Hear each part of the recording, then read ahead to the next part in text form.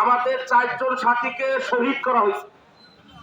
এর আগেও তারা কয়েকজন সাথীকে শহীদ করছে, ওইটা এত ফোলাও হয়নি।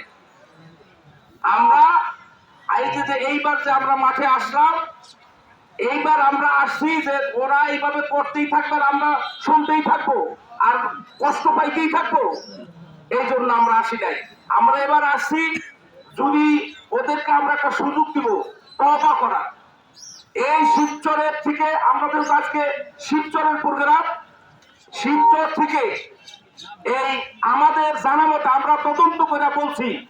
আমি পুলিশ প্রশাসনকে বলবো, আমি টিউনো সাহেবকে বলবো, উনি যেন এই শিবচর থেকে যারা টঙ্গীর ময়দানে গিয়ে এই হত্যার ঘটনা ঘটিয়েছে তাদেরকে অতি সত্বর গ্রেফতার করা হোক।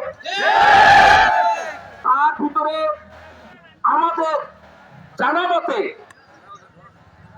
জনাব হেলাল উদ্দিন, শিবচর পৌরসভা, যার বাড়ি ঘাটায় এই যে ওদের আস্তানা বানাইছে হেলাল মোল্লা, এই হেলাল মোল্লা সঠিক বিচার করে এবং তাকে অ্যারেস্ট করে পুলিশি হেফাজতে নিয়ে তার রিমান্ড দেওয়া হোক। সে কতটা গুলি করতে, কতটা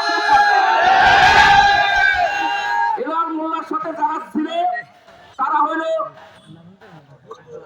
খাইরুল আলমের বাড়ি হলো দত্তপাড়া, তারপর হলো শহীদ মাতবর সর, রতন জাহিদ মাতবর সর, তারপরে আরফ মাতবর, আরজেদ মাতবর, বাসামারা মিজান, তারপর হলো বুলবুল, এই যে বারেকটা বুলবুল, ওই যে বিয়াও কিন্তু বারেকটা আছে এনে যায় হেলিকপ্টার।